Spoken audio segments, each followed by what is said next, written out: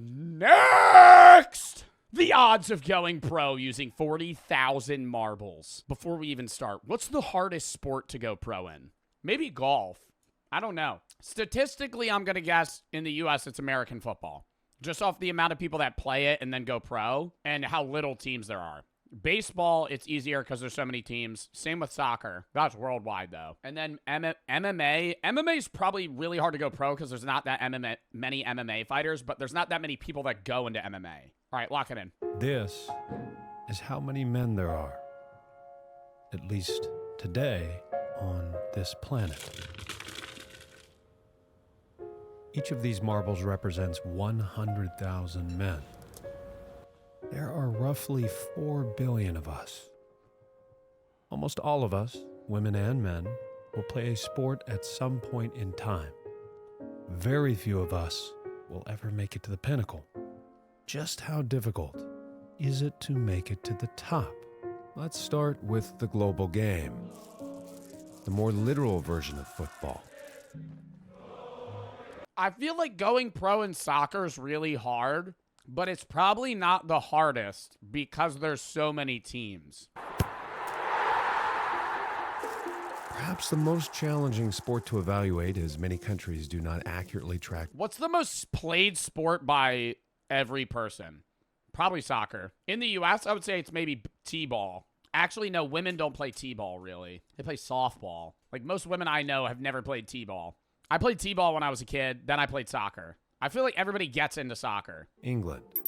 According to the Football Association of England, there are 68,295 registered football players that are 14 years old.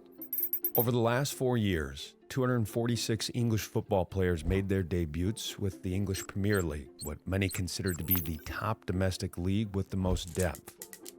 We'll average that and say there are 61.5 English rookies each year. So, what are the odds of a 14-year-old making it to the top domestic league in England? About 1 in 1,110 will make it to the EPL. What are the odds of making it for the entire English male population? About 1 in every 5,639. That doesn't seem that low.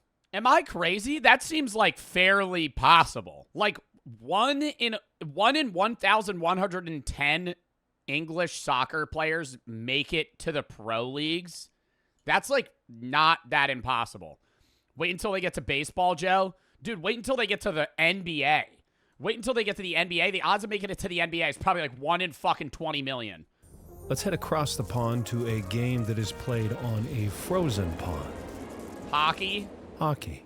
The first organized hockey game was held in 1875 in Montreal. Today, over 452,000 Canadians are registered on organized teams. Hockey is clearly the most popular sport for our brothers to the north, and fortunately, Hockey Canada provides wonderful data for youth registrations. Similar to football in England, hockey in Canada is ideal given the unlikelihood of other sports to cannibalize the best athletes. If we break this down to a single youth year, a little more than 30,000 14-year-olds are playing hockey in Canada, who is also responsible for the most NHL players, 295 on opening night. About 120 rookies make their NHL debut every year, so if we apply this Canadian weight of 41 points... How much do pro hockey players make? Like, do they make like a good salary? Like, are they making millions or are they making like 50K? 123K. So they make a lot of money, but they're not making like NBA money. 7%. That means roughly 50 of them will be Canadian on average each year. So what are the odds of making it to the show? At least if you're Canadian? About 1 in 613 if you're playing youth hockey. Bro, that's high. Like, yo, if you're a Canadian hockey player, I'm preparing myself to go to the league, dude. What? If I play hockey in Canada, I'm waking up and I'm like, yeah, I'm going pro. Like, I know 1 in 613's whoa.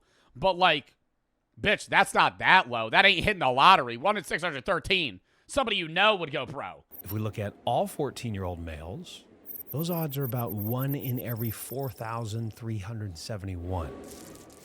How about America's pastime? There are nearly 9 million high school males in the U.S. The United States has clean data on high school sports participation, so we know this past year, a little over 478,000 of these boys played. Dude, I feel like the odds of going pro, like, what are we counting as pro in baseball? Like, making it to the minor leagues or the majors? Because, like, the average baseball player is not going to make it to the majors, but, like, you can make it to, like, AA. Minors isn't pro? Yeah, it is. You're a professional baseball player. Your job, your profession is playing baseball. Jumping to the MLB, 72.2% of opening day rosters were from the U.S. We will weight this percentage against the 239 players that make their debuts each year and multiply that number by 4 since we sampled 4 years of high school. So, just how many make it to the bigs? About 1 in every 693 high school baseball players will make it to the MLB. What about college players? I feel like college players is way higher. For all American males, 1 in every 13,026 will make it to the MLB. Now to the less literal, but more lucrative version of football. Yo, NFL's probably the hardest. Making it to the NFL, that's like 1 in fucking 20,000. Football is the most popular high school sport for males in the United States. Between all forms of American football, over 1 million high schoolers play. 1 million U.S. high schoolers play football. No fucking way. Dude, I would have guessed like 400K, maybe less. Since you can't go to the NFL out of high school, probably for good reason, just for fun, let's look at how many of these will play college football. 77,204 will play. Yeah, but how many are D1, dude? And how many non-D1 football players make it pro? 5. Like 2. Like, if you're playing on a D3 fucking team, you're not going pro.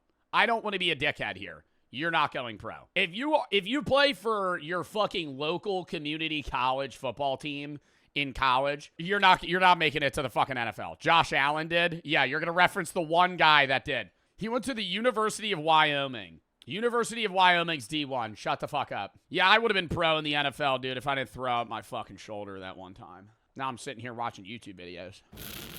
228 rookies played in a game last year, and 96.3% of the league is American. Thus, we'll say 220 are from the United States per year on average. So, what are the odds of making it to the most valuable league in the world? 1 in every 1,211 high school football players will make it to the NFL. Looking at all males, 1 in every 10,100. I don't know, dude. I feel like this is still like, I mean, what percentage is 1 out of every 1,200? 0.083%. Okay. Now that's really putting it into perspective here. 17 will make it to the NFL. How about the newest major team sport?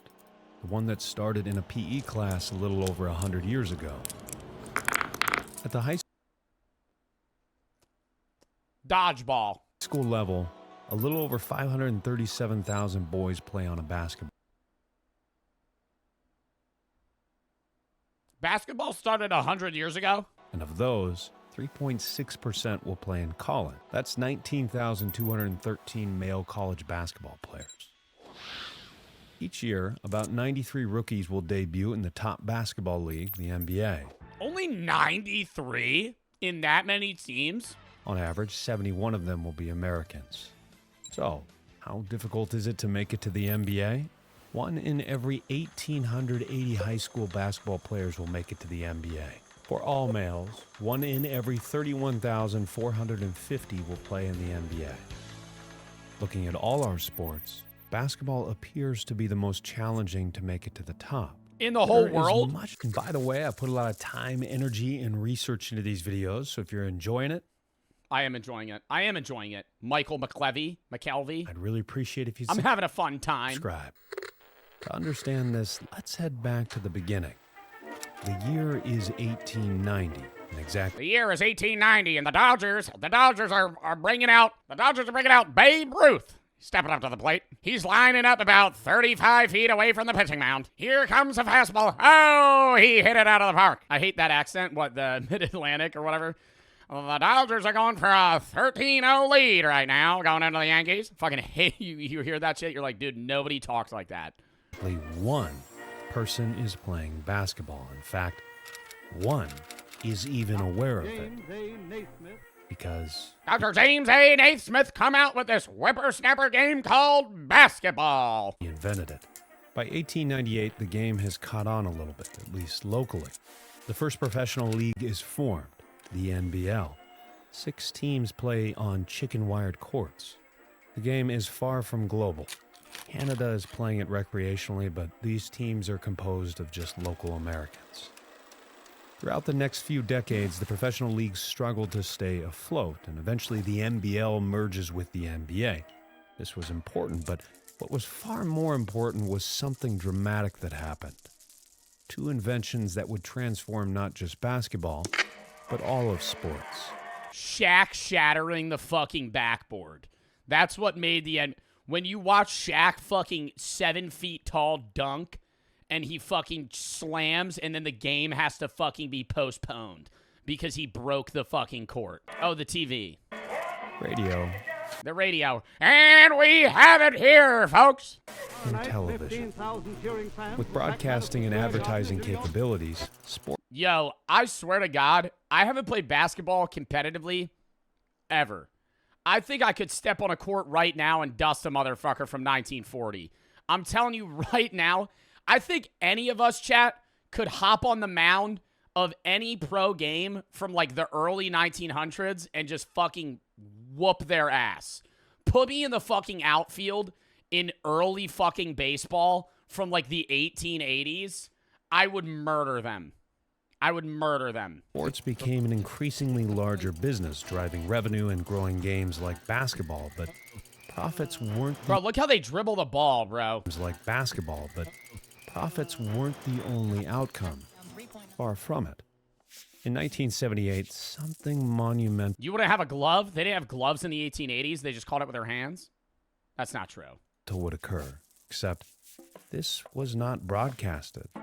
In fact, this went completely unnoticed, at least at the time, on a completely different continent. Oh, fuck no, dude. Watching basketball in this, I couldn't watch any sort of television in this level of quality, dude. I can see the pixels. On a complete... Like, I literally see the individual color squares. Like, this like hurts my eyes. Completely different continent, far, far away from the NBA. A slim teenager was busy playing goalie when a coach stopped him. He mentioned he should try a different sport where tall people have an advantage. Standing at 6'7", the Nigerian picked up the game quickly, and a few years later, a scout saw him and offered him a visit, an opportunity. All the way at a college... An opportunity for the big leagues down in the old USA. He's going to be playing for the Philadelphia 76ers. The young Nigerian man scored 98 points this game. The rest of the team scoring a cumulative 6. This was so rare that the college didn't even pick up the kid at the airport. That belief would change. The Houston Rockets select Bill, who's 56... and a middle-aged man who does carpentry during the daytime can't really stand a chance against him. Standing at 5'6", he can't even dunk. The dream would go on to absolutely dominate and become the first African-born player selected in the draft. He would not be the last.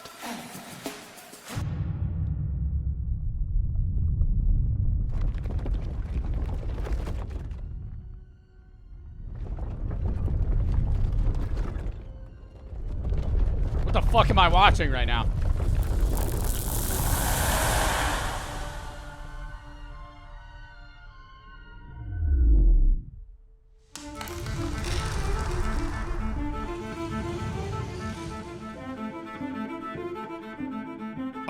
Are all these marbles just gonna be foreign NBA players? Oh, the NBA selects Nikola Jokic. He doesn't even like basketball. But he's the greatest in the NBA, which is kind of shocking. Welcome to Regal Cinemas. Oh my God, I feel like I'm in the movie theater right now. I feel like I've already eaten all of my candy and drank all my soda, and I already have to pee. And the movie hasn't even started yet. There's still 12 trailers left to play. I'm half done my popcorn. I've already eaten all of my milk duds.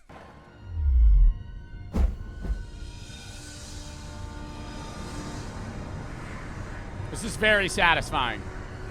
I used to make marble tracks with paper when I was younger. I would like curl up computer paper and just make long ass tracks for it. Milk Duds? No, I actually wouldn't get Milk Duds. That was just the first candy that came to my head. If I'm at a movie theater, I'm getting Sour Patch Kids. Or Skittles.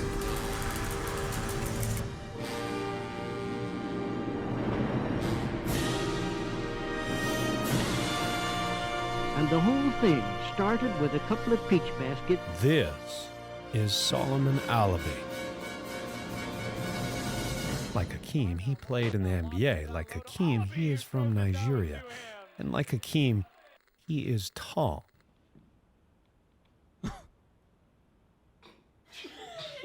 Really tall. And just like Hakeem, he grew up playing football. Were you a soccer player first? Yes. The only basketball court they had wasn't really a court. It was made of sand. Bro's riding a motorcycle through the court. Get off the field! Expanding the game to the edges of the earth.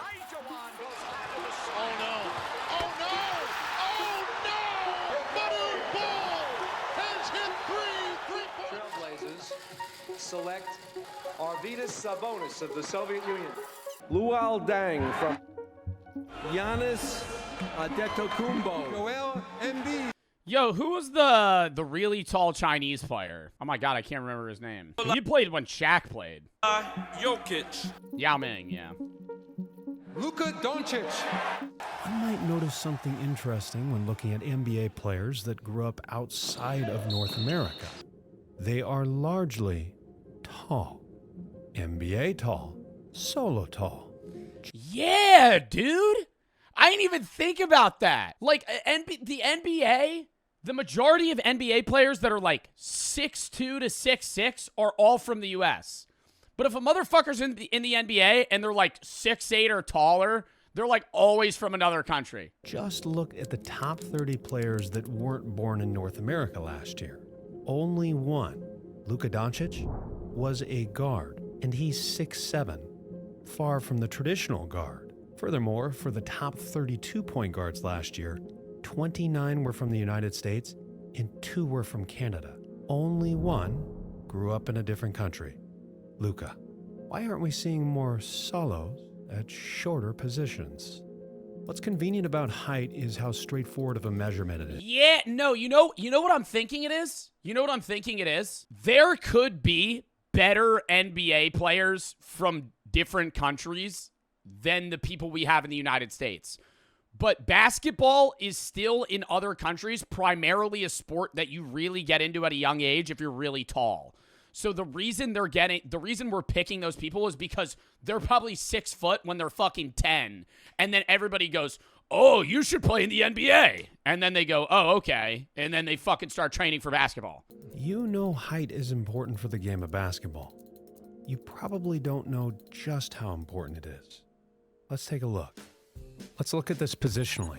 We'll start with the tallest position, center, where... Who's the shortest guy in the NBA right now? Jacob Gilyard is 5'8". He has 37 games with the Memphis Grizzlies, 4 of the Brooklyn Nets. Isaiah Thomas is 5'9". The average NBA starter is 6'10" or taller without shoes. How rare is this?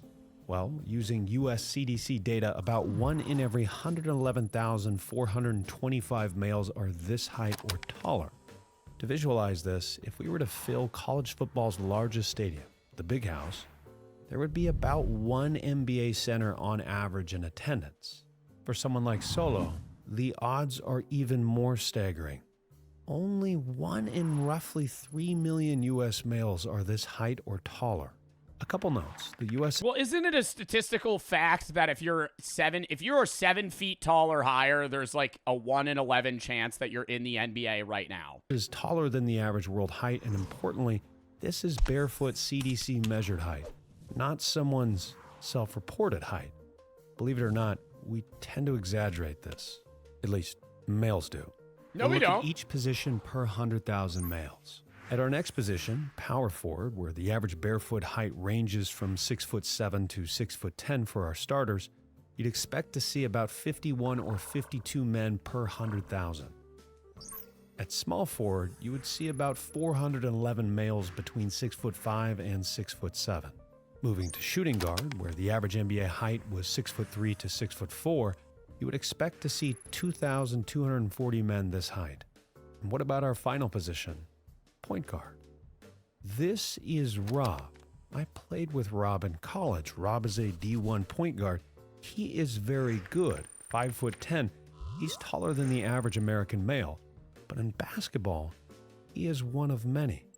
The average NBA point guard was 6'2" without shoes, and since a 5'10" guy can't exactly apply to be a power forward or center, that means Rob is competing with, well, over 97% of the population. Oh my God, wait. So the statistical average of somebody going into the NBA that's that short is fucking so low. Being like, the statistics seem like, oh, it's like one in 1,800 men go to the NBA, but that's out of everybody. If you're really fucking tall, the odds that you're going to go into the NBA are drastically higher. Somebody said I'm 6'5" with lingerie. What does that even mean? If you're a 6'2" or shorter high school hoops player in the U.S., about 1 in every 9,206 of you will make it to the NBA. The margin for making it to the NBA is razor thin at any position. The margin for making it as a point guard is thinner, nearing the getting struck by lightning. 1 in 15,000? Odds. Thinner. This explains Wow, so certain positions are really impossible to get to. something that is often wrongfully discussed. Why are there so many good guards? Or rather, why are there so few good centers? Oh my God, why are there so many good point guards? Because there's so many people trying to fight for that position, whereas the amount of people that are playing center in college is so much lower. There's Jokic and Embiid, a sharp cliff, then a few solid players. Then the Mariana Trench. And then everybody else. Despite a male population of 4 billion, there are so few that fit the center mold, we find a small sample size, which often leads to an increase in variance. But this doesn't explain why we don't see more international guards in the NBA. Clearly, there are far more people in the world than there are in the US. Where are they? Here's something to think about. The German league. And that's where a lot of US players, I know 2 US players, I know of them, right? Like I went to high school with them. But they were like, when I was a freshman, they were seniors. They both play in the German league. Because if you're really good, you can still go pro as a basketball player. If you're really good in D1, you could still go pro. You're just not going to go to the NBA. You could play for the German league. You could play overseas for China or other certain fucking countries that have professional leagues. Would Ronaldo be kicking a ball if he was born in the U.S.? Would Kyrie? No. See, dude, that's what I'm saying. It's like, it's so crazy that there's so many people that would actually be the greatest athlete of certain sports, but they just were born in the wrong country or grew up in the wrong household. Like, did you guys I watched the Olympics, and I was like, they had like professional shooting and all these other random sports. And I'm like, I'm not saying I would go pro in them, but there's so many people that have never even tried any of those sports. So, yeah, the greatest shooter in the world just won gold in the Olympics. But that might not mean that they're actually the greatest potential shooter. There's so many people that just have never picked it up that might crush them if they got into it, you know, when they were younger or something like that. Or like bobsled. Like whenever I watch the Winter Olympics or like cycling or ice skating, like no one goes into that. Right? Just because of where you're born. The more average athletes, at least in terms of height, are choosing their cultural sports. For most of the world, that sport is football. Yeah. The outliers, like Hakeem and Solo. Yeah, if you're 6'2" and you're from Germany, you're probably not playing basketball. But if you're 7 feet tall, they go, you should be in the NBA. That's what I was saying. Even if they started playing football, they're getting pulled aside and nudged with a, hey, I think you should try this. And with good reason. How many Kevin Durants did Kevin Durant compete against? Probably less Chris Pauls than Chris Paul had to beat out. Basketball is a paradoxically unique sport. It is both globally inclusive and discriminatory. You have to be tall, at least if you want to make the top league. In truth, you also need another trait, even more selective. You have to be long. If height is the first measurement an NBA scout is concerned with, the second is a player's wings. Yo, Mariah has a 6'7" wingspan. Bro, that is fucking crazy. His wingspan is 6 inches fucking taller than him. Bro, getting in a fist fight with him would be fucking terrifying. The average male has a wingspan that is about 1 to 2% longer than their height, depending on your source. The average NBA player, their wingspan is 6.3% longer than their height. For reference, my wingspan ratio is normal. I am 6'2" without shoes. My wingspan is 6'3". John Wall was the #1 selection in Solomon's draft. However, his wingspan is 6'9.25". Wow. Meaning he plays more like a 6'6". Dude, where do you think his hands rest? Like, if he's standing, his fucking arm, his hands probably touch his knees. Just like actually just standing. Like, chat, stand up and see where your fucking hands are. My hands are at my fucking thighs. Like, they're in the, like, near the bottom of my thigh, but nowhere near my fucking knee. This is a crucial distinction. This need for length withers our pool of potential down even further. You can just see it in certain players. Guys that get more KD has a 7'5" wingspan. deflections or just kind of dunk easier than the rest of us. Their height is hidden in plain sight. So, what can we learn from all this? Well, undeniably, some sports are more competitive, at least the odds of making it to the top. One could argue that a Canadian teenage hockey player is 3 times as likely to make it to the NHL as an American high school player is to make it to the NBA. Overall, in every sport, athletes face incredible odds. At least... Yo, what this is really teaching me is that I'm putting my kid into crazy-ass sports. My kid ain't playing soccer. My kid ain't playing basketball. Bro, that kid's first sport, yo, he could be playing some crazy shit. Not even like tennis. I'm gonna be like, yo, you're gonna get into fucking river rafting. My kid's 3 years old. He's like just learning how to speak. I put my hand on his shoulder. You are going pro in kayaking. Oh, what's kayaking? You don't need to fucking know right now. Hold this. I give him like a mini oar. You're going to be the greatest worm charmer this world has ever seen. There's only 100 people that do it, but you're going to be the best. What are the odds of going pro in tennis? Because tennis is like a world... That's what's so weird. Tennis is like a worldwide sport, but no one fucking plays tennis. I know people that play tennis, but very few people. Tennis is like that niche sport. Only a million high school men play football. Only 158,000 play tennis. Women play tennis more than men in the U.S. 191,000 women play tennis. I feel like tennis is more like you usually do hear more about like pro women players. It's my kid's first time playing football. I throw him a ball. He just actually doesn't catch it. That's where I sit him down. He's like, Dad, could we play football for the first time? Yeah, sure thing, son. Go long. Just throw him an absolute dart. Perfect spiral, right? Just absolutely butterfingers misses it. Never been taught how to catch a ball in his life. Everybody probably misses their first catch. I go, no. I walk him over. Son, sit down. You fucking suck at this, okay? But Dad, it was my first catch. We didn't catch the ball, okay? And so that's enough for me to say this is a waste of time for you, okay? You're going to be going pro in something else, and it's not this, okay? You're not going pro in this, okay? Let's give it another try with something else, all right? Why don't you go, and then this is where I introduce him to darts, right? And you ever see pro dart matches where in the UK, everybody's hammered? And they go, 180! And everybody starts cheering, and they do like those UK chants. Oh, Wally is a cock because he can hit a dart or some shit like that. They'll just be coming up with the most random shit. Being a fucking pro dart player is so lit. That would be a great sport to get into. Growing up, my safe place was filled with dreams of playing at the highest level, and I idolized those that did. In a roundabout way, many of us are tricked into believing that this is Eden, being that one marble that is the marvel.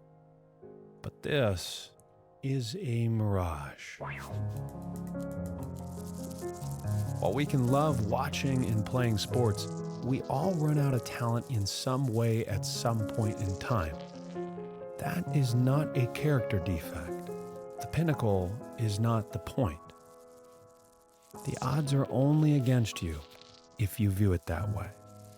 Bro, dead ass though, I feel like one of the best sports you could get your kid into at a young age is golf. It's like a rich people sport, but if you get your kid into golf at like 5, even if they don't go pro, they'll be good enough to like dust people in bets. Like, I have a few friends that are really good at golf, nowhere near pro level, but they like make money playing golf. Like, they just join tournaments and just play golf and win $1,000 like every other week. Like, I'm like, dude, this is just like a side hustle. Now you're just making money. Frisbee golf? Yeah, I don't know if there's money in Frisbee golf. Next!